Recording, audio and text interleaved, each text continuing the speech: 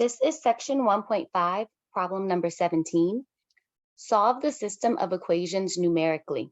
In order to solve this system numerically, we're going to take the two equations in the system, negative x plus y equals negative 9, and 4x plus 2y equals 12.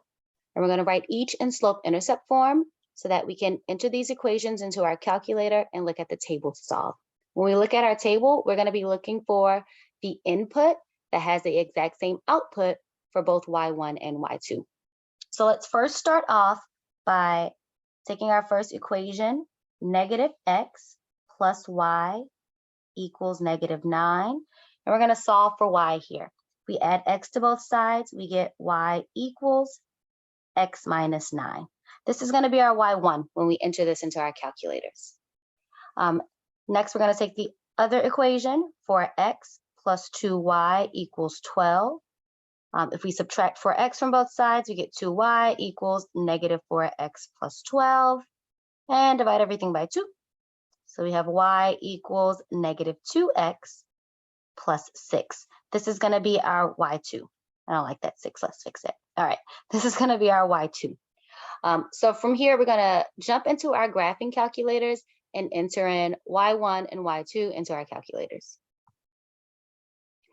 Once we're in our graphing calculators, we go to y equals, and under y equals, we're going to put in our first equation for y1, x minus 9. And then for y2, we'll put in our second equation, negative 2x plus 6. Then we want to go to the table feature to examine our table to find the input that has the same outputs for both y1 and y2. You can also check your table set to make sure your table is set up correctly. You should start your table at 0. Here, we're going to go up by 1s, and our independent and dependent variables are both on auto.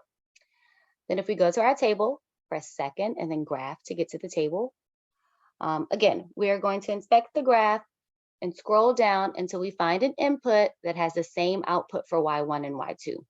As we scroll down, we see, ta-da, when x equals 5, both y1 and y2 are equal to negative 4.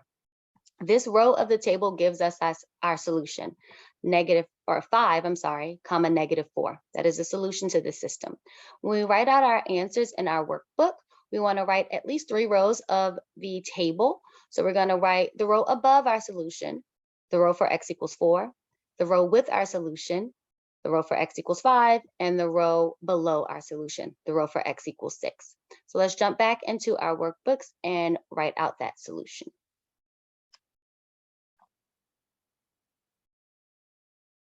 All right, so back to our workbook. In our table here to the right, we're going to fill in the rows for x equals 4, x equals 5, and x equals 6. When x equals 4,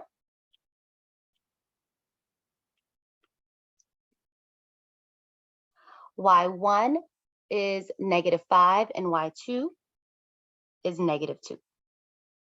When x equals 5, remember that's where we had our solution. Both y1 and y2 are negative 4.